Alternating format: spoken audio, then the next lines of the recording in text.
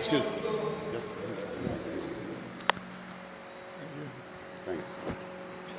I must admit that Bax is a much better speaker than I am. He sounds like a motivational speaker. I'll just share with you some of my own journey, which interestingly very much mirrors some of what you've gone through and your own journey. So let me first of all recognize Mr. James. Where's James? Ernest James. Big up and thank you for inviting me and this really important event, which I hope will grow from year to year, strength to strength. Mr. Robert Black, who is also behind this important activity. Also, let me recognize Showtime for your good work and Bax for your continued engagement in the community, keeping it real and ensuring that the issues which confront the people, particularly of Loch Clery, are kept front of mind. So big up. I think our journeys sort of parallel each other somewhat. So my father was a pastor, my mother was a homemaker. I never excelled at anything, to be honest with you. I was never a good sports person, not very good at piano. I used to go to piano lessons across the road from the football field at the James's house every Tuesday and Thursday. I was terrible. I tried for every single sport imaginable. Tennis, I sucked. Football, nobody would pick me for the side. Swimming, I almost drowned. So there was nothing that I thought I was capable of doing. But I think my mom, who was always a very important influence in my life, always said to me, whatever the mind can conceive, you can achieve it. The other thing that she said to me, which sort of motivated me, was the heights. Remember this one? And it's to Baxter's story as well. The heights that great men reached and kept was not attained by sudden flight, but those, while their companions slept, went toiling upward through the night. And let me break that down. When people achieve high heights, it's not through a sudden flight. It's not just getting to the top. It's whilst your partner next to you, he at his home sleeping or playing Nintendo, he's working, he's pushing. So the heights that great men reach and kept, so even if you get to the top, for you to keep it, that's when the pressure starts. You have to work even harder. Was not attained by a sudden flight, but those while their companions slept walked toiling upward through the night. So these are the two things my mom from a young age instilled in me. And for me, although my journey professionally, academically has never been easy, I think I've been able to achieve some successes. So I'll give you 2 or 3 stories about my journey and some of the values that I have. So my brother went to St. Mary's College, which at the time was the best thing you could ever give your parents as a gift, going to St. Mary's. I went, I struggled through primary school, infant primary school. When it was time for me to do the common entrance, I scraped a pass. I got into entry post-secondary school. So my father wasn't happy about it, so my father spoke to someone, I won't mention his name, and said, you know, my son is very good, his brother is going to help him. So the person said, well, if he gets a 65 average overall, I will make a petition to get him to St. Mary's College. So boss, my father tell me, work hard, work hard. My mother encouraged me every day after school, helping me with my math, my English. After the first year, came last in class. So that was not supposed to be. So we continued going, tried my best, kept on going. And there was failure after failure after failure. And I thought, boy, the things that my parents expected of me, the things which I wanted for myself, it was probably not going to happen. But I always did, and I think having daydreams and dreaming and envisaging what is important or before you is so important. I always had this dream in mind to at some point become a minister. become a politician and contribute, because at the time my role model was Sir John Compton. It's a true story. But I never thought that I would be able to find myself in a position to achieve that. So it was one failure after another. I saw my friends excelling, saw people around me doing very well, but I never really found my own feet. Until I found an opportunity. I was in Canada, and the school system there allowed me to develop a little bit. In St. Lucia was either you pass or fail, you in St. Mary's College or you in Leon Hess. And there was a bit of segregation. It never really took time to get to understand what is your talent, what are you good at, are you good at, so it was all either you pass, you fail, you're bright or you're not. And a few teachers in Canada, they kind of thought, okay, this kid has some potential, and they started nurture that potential to the point where I moved from coming last in class to becoming an average student. And then I wrote exams for university, and I got in. My first year was not that great. My second year, nobody knows that. My parents certainly don't know that. I got kicked out because I didn't perform at the level expected. That summer, I worked hard. Did some summer courses, got back in. And that really, because of the embarrassment of being kicked out, because of the need to work hard, that put a fire in my belly. And that summer, I performed better than I ever performed in my life because I was not willing to fail. Got back into university, and I maintained that same work ethic to push hard, to show determination. And gradually, I became better and better. To the point where, in my last year, remember, that's coming from coming was last in class at Enchipo, failing out my first year. My last year, before, there were these big glass windows where you'd see your student number and your name next to it. So nobody knows your student number, so you could see. So I used to literally say, let me see who's the highest score. I used to put my finger on it, and I used to put a ruler, and I said, that must be me. And on many occasions, it was me. But that was a constant journey of trying to become better, but it took a lot of effort. It took complete focus and determination. And I think whilst I did better academically, I never really found my path. I never had the confidence in myself to believe that I could do things which were bigger than me. And I had a few opportunities when I started to work. People gave me trust and confidence. They gave me opportunities to do things. And I was able to really prove through hard work, through commitment, through determination, that confidence, I was worthy of that confidence. So now I am back here in St. Lucia, and I'm hopeful that I could fulfill what was my first goal, which is to make a contribution to the country. I believe that we have the most talented people. I believe that we could achieve so much. I mean, there's so much talent in this room. One of the reasons why, which motivated me, and I think all of us who live overseas could see that.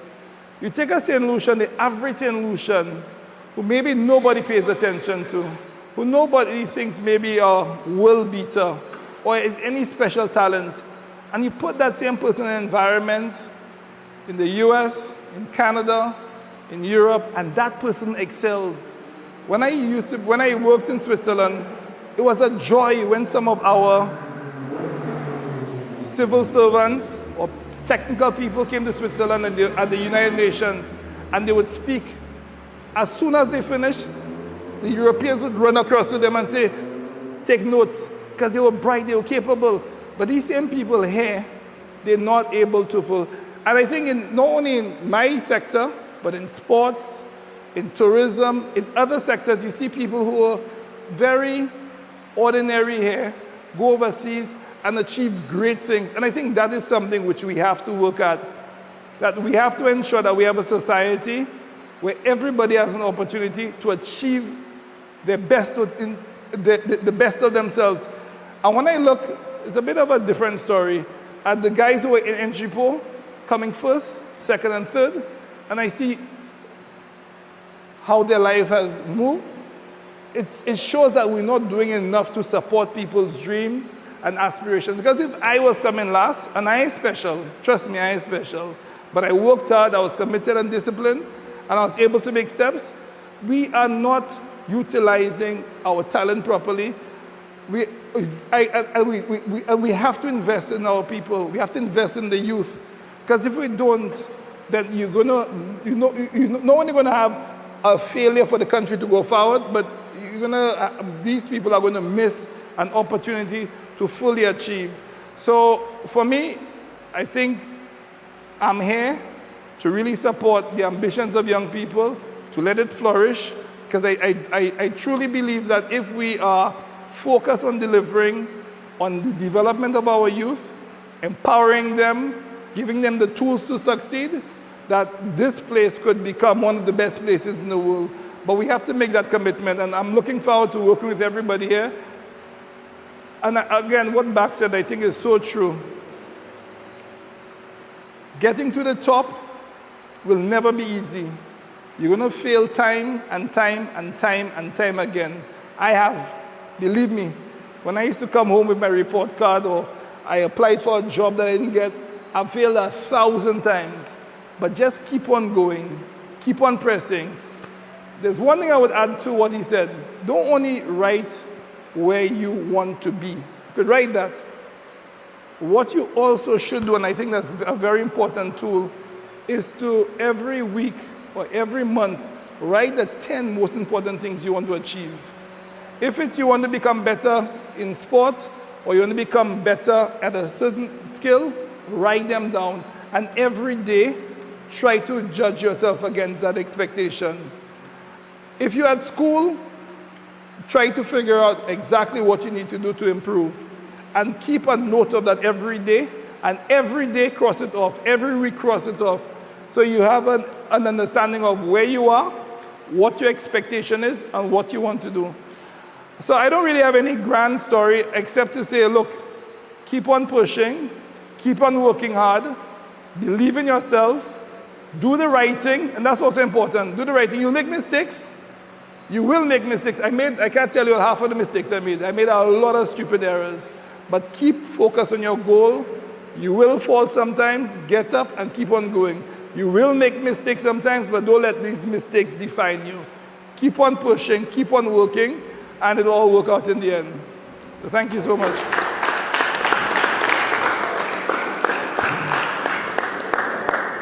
Now, all these professionals, when I say professionals, all those like Magic Johnson and all those who made Lovely. Okay, all those who ended up in the professional arena, all right, practice was the key. You find that professionals would be taking 2,000 shots in practice, and in the real game, they would come out and score only 20 baskets, 50 baskets. Practice. There's a statement, practice makes perfect. No, that's ridiculous. Practice doesn't make perfect. It's perfect practice makes perfect. So I just want to fit that in there. Perfect practice makes perfect. But we need to be consistent. So if you are perfect, you get the message. You get the message. Anyway, like I told you earlier on, I was born in 1971 in Central Castries. I'll not tell you exactly where. But we moved from place to place, and the last place we lived in Central Castries was in Leslie Land. And I saw all the celebrations of that club in that area. 1975, we moved to Clery, York Hill, way up York Hill. Then we moved lower down in Clery, in an area we call the Hole. Now my elder brother, okay, his nickname is Forford, yeah? He used to always pick on me. And one evening, one of the things, for entertainment, we had no television. So we always used to use sports, yeah? And one evening, just before the sun went down, we by the road, doing our little racing. And then my elder brother said to me, "Oh, I have somebody for you." And then I saw this short thing coming over, and he said to me, "That guy can beat you." I said, "There's no way that short guy can beat me." Yeah, his parents sent him to this shopkeeper, the deceased Maganet. So he went and buy his object, and he said, okay, on my way back. And we took our mark, and then my brother said, on your mark, get set. Before my brother said the G in go, that guy just checked, and I just saw him disappear in the darkness, and I had not seen him in months after until I came down the road to play. So the one I'm going to call on is Uljan, otherwise known as Bolog. Take it.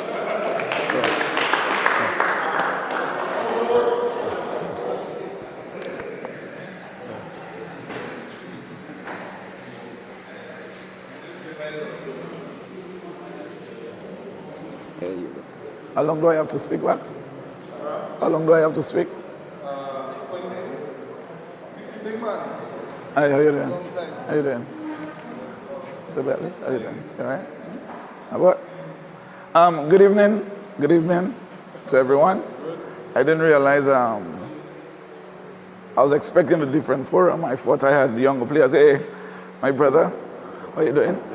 Good, good, good. Good evening to all.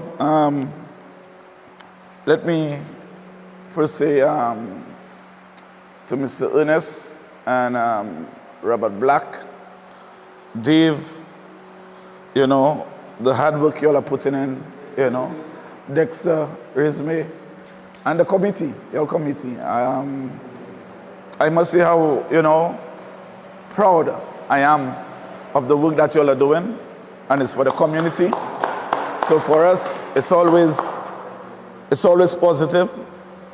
And for me, being here, like I've always said, anytime I'm in a forum where I have to speak to people or young people, especially because they're footballers, I thought I would have seen many more. It's, you know, I think that's my calling.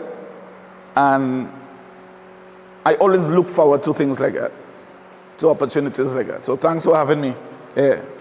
I had a very busy day, but never too busy for my people in Clery and for the young people. Marcella State, good evening. Good evening. I want to say, first of all, what we are having here today, the event, this week event, but today especially, what we are having here today at the club, this facility, this is Clery. I know we speak about North Castries and the environs, you know. We represent all of them, all those people. But this institution here, when I look here in the crowd, I see those that inspired me to be who I am today and gave me all what I have today. I see people like Loshi that I saw playing for your youngsters. This is the person I saw. He's part of the group I saw. I learned from, and he encouraged me and inspired me. And there are a lot of people here that my friends, best friends growing up, I still have just best friends. I can't say I like this one more than that one, because Kurt is my next door neighbor. And Dexter and myself played together. Marcia and myself played together. You know, Dave. People like Mr. Ferdinand that I looked up to my whole life. Worked with my brother, Mr. Hazel, Branny. So as I look into the crowd, I see people that I have so much respect for and people that motivated me and inspired me in some way or the other. So when I come back here and I look into the crowd, you know, it gives me really, really a fulfillment of understanding where I come from and where I am today. Because thank you all, I have to say thank you all, because you all made me who I am. You know, you all inspired me, you all gave me everything. You all had the confidence in me. My story is, again, growing up here in Clery, just as your age, Corey, starting playing table tennis here, growing up in the club, getting junior member of the year, looking up, always being respectful, to our senior members and older people, because sometimes we say senior members, but we're not talking about those older than a year older. I had a dad who I couldn't mess around with. So the discipline, and there are two things I like to speak about when I'm in those forums: discipline and attitude, the mentality of our young people and our people. All right? So growing up from here, inside this club, which gave me more than everything I ever asked for. They gave me a knowledge and understanding of who I am today and what I became. This is the organization, I've always said it, this is the organization that taught me everything growing up. VBCC. And the people that make it up, they taught me everything. And the opportunities I got is just because I came through this facility, this institution. And they helped me grow as a youngster. They helped me in my development, whether it was in basketball, football, table tennis, darts. We played everything. And that's the difference in the generations. When we were growing up, we played everything. And now, because of the electronical devices, kids start to do that a little more. They go on those, we cannot blame them. It's there for them to use. But if you can, do other sporting activities, it'll help. Because that's what helped me. All right? So my journey started right here at the club. As a 12, 13-year-old growing up right here, the development started here. The classes with Mr. Wicks, the quizzes that we had, the social events we had, our leaders, our elders looking after us, making sure that we discipline, even though Marcy was always troublesome. You understand? Knowing that what they were trying for us to achieve, giving us and showing us, you know. But at the time, maybe some of us didn't realize the bigger picture. And when I talk about mentality and attitude, the bigger picture, the mentality, discipline, what we want to achieve, our dreams. I started dreaming here. I started dreaming from the Clery School.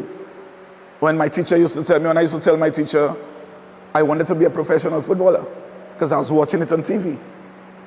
Road to Wembley. And they always used to get upset. Don't put that on your exercise book. Because I would put, I want to be a doctor, I want to be a police, I want to be and then at the end I have footballer. So for me now, looking back, I did achieve it. Whether I left it there innocently or because I knew that's what I wanted, I had a goal and an objective. Do we have that now? Are we thinking like that? Do we have our goals set out? What do we want to achieve? Where do we want to reach? I left here, I got my professional, as well. Let me start from when I left primary school together with Dexter. We were the dominant ones in primary school football, I remember. And 13, 14 years, we dominated the leagues in St. Lucia. And I got my first opportunity to play for St. Lucia with Dexter. We played under 16, our first international title that we brought home to St. Lucia. We were 15 years, and we brought the Windward Islands under 16 championship to St. Lucia. And that was a moment, I think Sir John Compton was the Prime Minister then. I remember he taking us for dinner when we came back in at Halcyon. I remember the players going to dinner and wondering what was on the plate that they were offering us, because we wanted burgers. And we were seeing some things like palm and a little, and players at that time, we want to eat food. We don't want that pretty stuff. You understand? So I remember those days and playing the under 16 tournament. From that year onwards, that's where my career started taking or I started seeing action and seeing the positivity in my career. Because from the under 16 level, the national coach came back, saw me, and invited me to training with him. So by 17 years, I was already on the senior national team for St. Lucia. At 17 years, I played for the under 19s, St. Lucia under 19s, under 21s. I captained the Olympic team. And then after 2 years, because I got my professional contract at 18 years, going to 19, I was still in secondary school when I played for St. Lucia at my first regional tournament. I was the top goal scorer with the likes of Kingsley Armstrong, Oishala. I took over from Barboy, one of the players that inspired me so much, just like our friend, my good friend Loshi, you know. And I remember Barboy falling off a bike after a training session. He brought me, because he was the one I looked up to, picked me up from the Clery, took me to the gym, and coming back from the gym, I decided to go back down with the coach. And I didn't want to go on the bike because we did a very heavy session.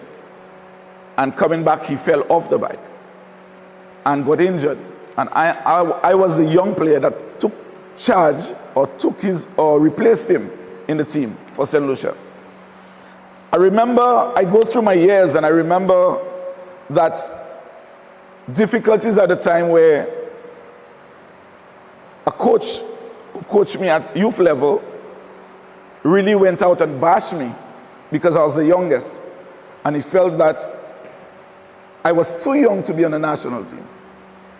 So he felt that a good friend of mine, who was my coach, somebody I looked up to, felt that I wasn't ready for the national senior team. I was too young.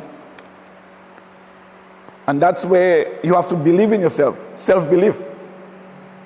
I never took it on because it's somebody I respected highly.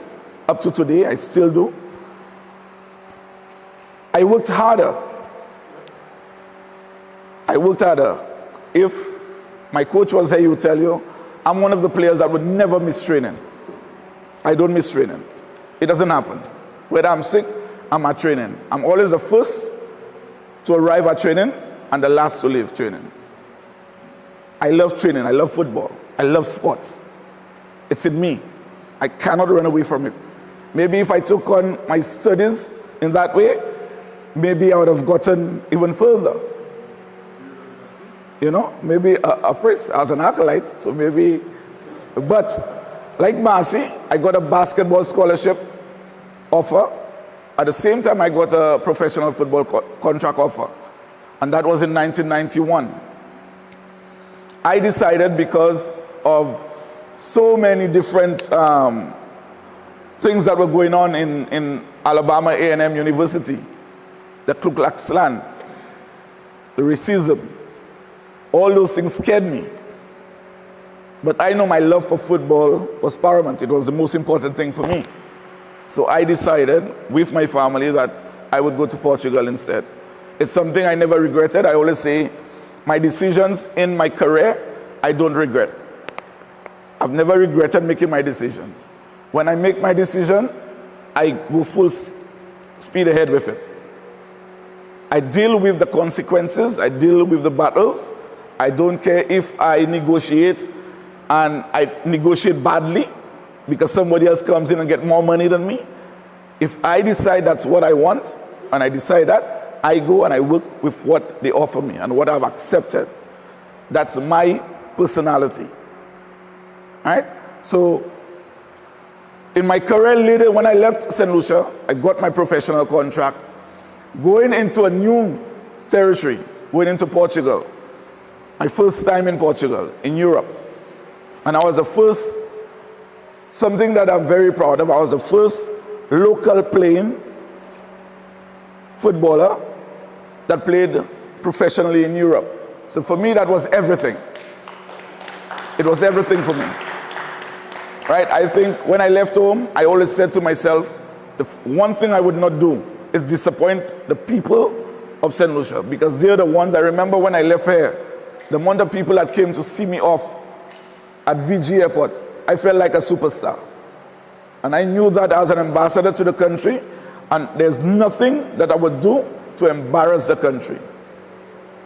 And up to today, when I leave my home, I always leave my home with the thought of not disrespecting my family and my friends. That's how I live my life. Right? I know there's nobody loves partying more than me. I love to party. But in sports, there's a time for everything. And I've always put my football above everything else. And I think that's why I've gotten the opportunities I've gotten. I went to Portugal. I was one of the first local regional players that won a championship outside in Portugal. I won 2 championships. And I went the semi-professional league. After 9 years in Portugal, I came back to Trinidad because professional football was coming back to the Caribbean. I always say that to myself, anytime there's professional football in the Caribbean, I want to come back home. I want to give back. And I always wanted to be closer to my family, because one of the difficult things that I went through in my career is I was the last in my family, and I had a strong bond with my family. And staying away from my family for so many years, almost close to 10 years, I never spent a Christmas back home in St. Lucia. I came down to play for St. Lucia during the summer. I came down to play for the national team, but I never came back home for Christmas. And I knew that was a time that I spent with my family and I enjoyed so much in my life. And that was, for me, one of the most disappointing things in my career.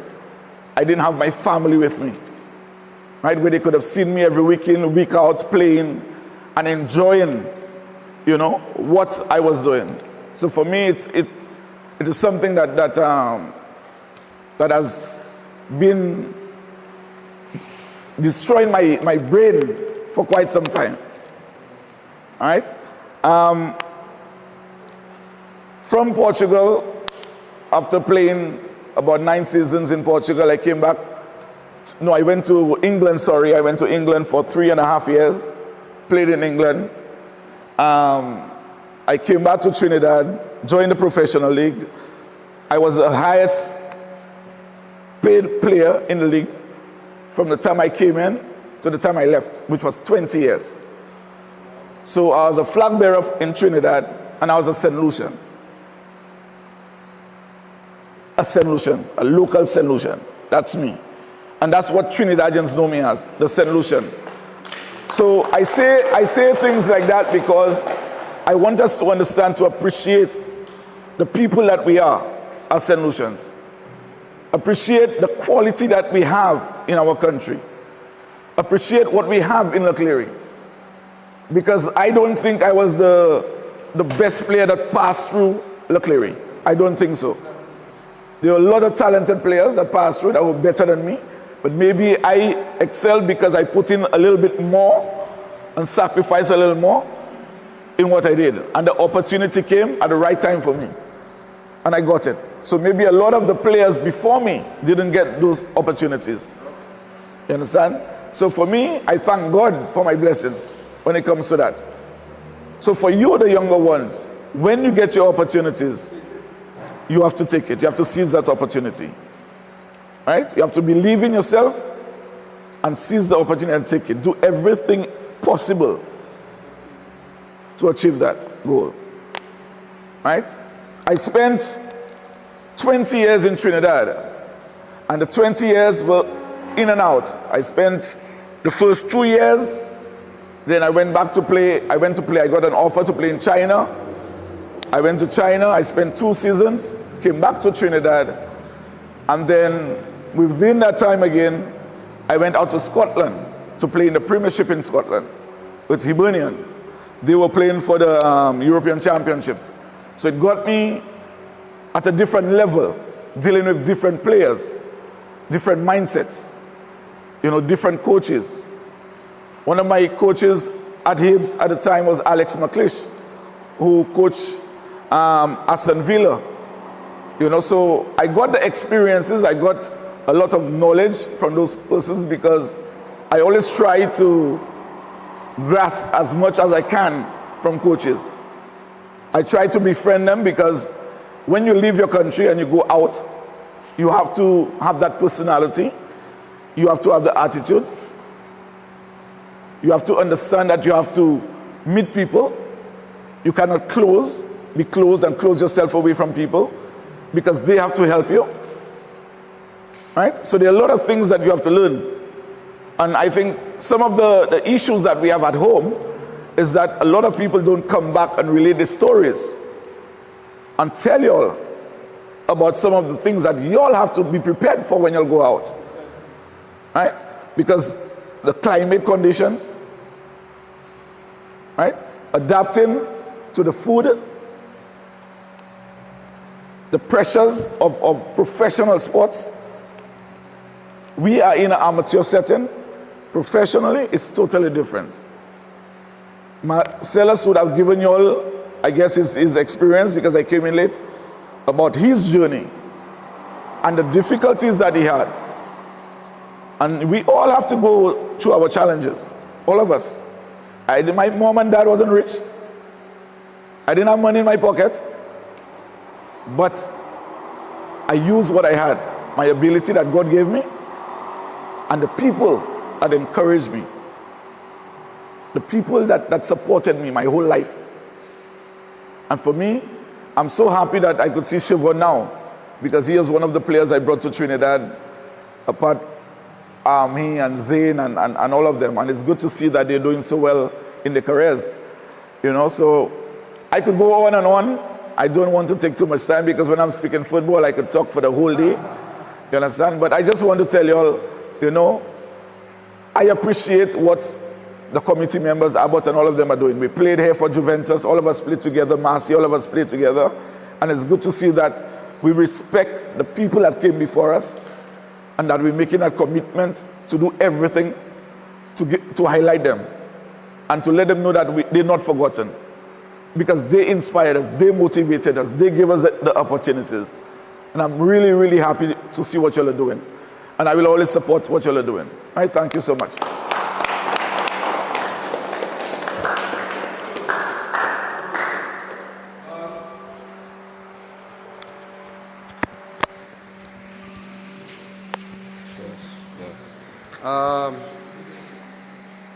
One of the things that Earl mentioned was discipline and attitude.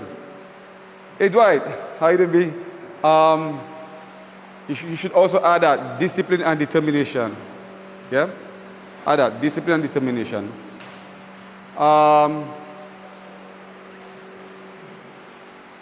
Leaders, yeah? There was this thing. Dean was an acolyte. Yeah? Then I followed through. Then Earl followed through. Yeah? Yeah. So we were always like following one another in everything that we did. Yeah, you say? With acolyte as well? Yeah, acolyte Modi. Hey, he used to call me that. He used to call me.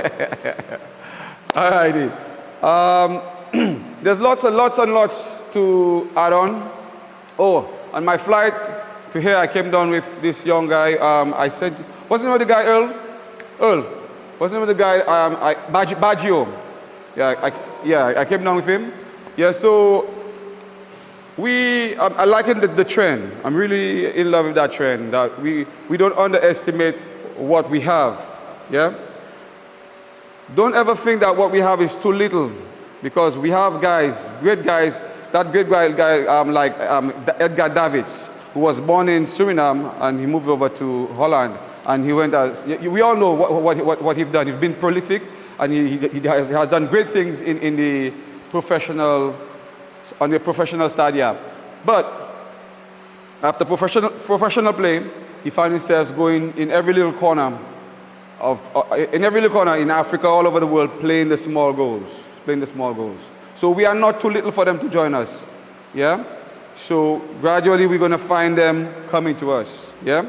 We have this gentleman by the name of Ian Wright. Ian Wright, a former player of Arsenal and England. Ian Wright. Yeah? And I would have loved for him to be here this evening, just to be here flourishing. Yeah? Because his story is good. Yeah?